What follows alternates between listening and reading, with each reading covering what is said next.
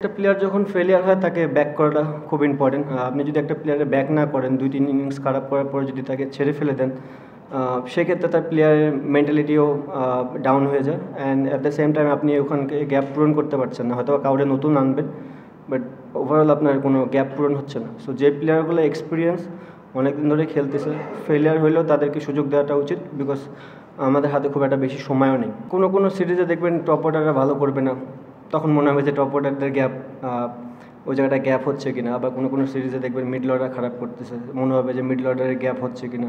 আবার একটা সিরিজে দেখবেন যে লোয়ার অর্ডারটা ভালো খেলতেছে না, মনে হবে যে জিনিসটা এমন না। যারা এই মিডল অর্ডারে খেলতেছে অনেকদিন ধরেই প্রুভেন, বাংলাদেশের হয়ে তারা অনেক ভালো কিছু করেছে। দু একটা সিরিজ এটা হবেই, এটাই ক্রিকেট। বড় বড় প্লেয়াররাও ফেল হয়, আমরাও হব, বাট ওখান থেকে ওভারকাম কীভাবে করা যায় এটা নিয়ে আমরা কাজ করতেছি, এবং আমার মনে হয় শীঘ্রই আমরা এটা নিয়ে ওভারকাম করতে পারবো। অ্যাজ এ প্লেয়ার আপনাকে যে কোনো ফর্মেটেই অ্যাডাপ্ট করে নিতে হবে এবং ভালো ক্রিকেট খেলতে হবে। একটা জিনিস যেটা বললেন যে বিশেষ করে ওডিআই ক্রিকেটে যারা খেলতেছিল, অনেকদিন পর ম্যাচ খেলার সুযোগ হয়েছে তাদের।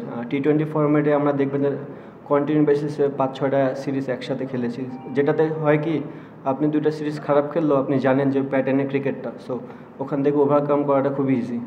আমার মনে আই হোপ যে বাংলাদেশ টিমও, ওয়ানডে টিমও এটা দিয়ে ওভারকাম করে আসবে। এবং এখন যেহেতু ফর্ম্যাট ডিফারেন্ট হয়ে গেছে, আমাদের টার্গেট থাকবে এই সিরিজটা, এবং সম্পূর্ণ এই সিরিজ নিয়ে আমরা ফোকাস করতে। ম্যাচ খেলবেন না, এটা কষ্টদায়ক। নট অনলি যে এশিয়া কাপ, আমি যখন বাসা থেকে আফগানিস্তান সিরিজও দেখেছি, এটাও আমার জন্য কষ্টদায়ক যে যেহেতু একটা প্লেয়ার ভালো ফর্মে ছিলাম, টুকটাক ভালো পারফর্ম করতেছিলাম এবং টিমকে লিড করতেছিলাম, সো ওখান থেকে বাসায় বসে ক্রিকেট দেখাটাও এটা কষ্টদায়ক। আর but at the same time এটাকে আপনি মাইনা নিতে হবে যে কিছু ক্ষেত্রে আপনার হাতে কখনো কন্ট্রোল থাকবে না, স্পেশালি ইনজুরি, যে কারণে যে কোনো সময় ইনজুরি হতে পারে।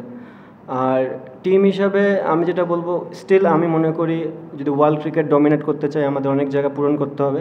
আমরা সেগুলো নিয়ে কাজ করছি, এবং যেহেতু ভালো ক্রিকেট খেলতে সেটা ভালো দিক, বাট আপনি যদি টপ টিমগুলোর সাথে কন্টিনিউ বেসিসে ভালো রেজাল্ট করতে চান, তাহলে আমাদের যে জিনিসগুলো ল্যাকিংস আছে অ্যাজ এ ক্যাপ্টেন আমি জানি। সো আমরা ওই জিনিসগুলো নিয়ে আমরা কাজ করতেছি, এবং হোপফুলি যে বিফোর ওয়ার্ল্ড কাপ এই জিনিসগুলো নিয়ে কন্টিনিউ কাজ করার চেষ্টা করবো যতক্ষণই সময় পাবো। প্লেয়ারদের ক্ষেত্রে যেটা হয়, ফর্ম্যাট টু ফর্ম্যাট অনেক কিছু ভ্যারি করে।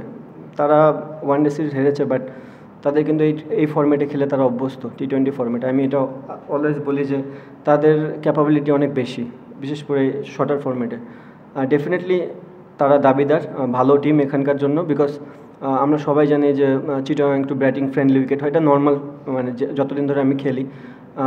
সো বোথ সাইডই থাকবে, আমাদের বলার আছে, তাদেরও বলার আছে, আমাদের ব্যাটসম্যান আছে, তাদেরও ব্যাটসম্যান আছে। সো যে কিনা ভালো ক্রিকেটটা খেলবে সেদিন তারই সাকসেস রেট বেশি থাকবে। অ্যান্ড দেখেন, মিরপুরের বিষয়টা আমি বলতে পারবো না, বাট চিটাগাংয়ে আমরা আশা করতে পারি যে ভালো উইকেটে এবারও হবে।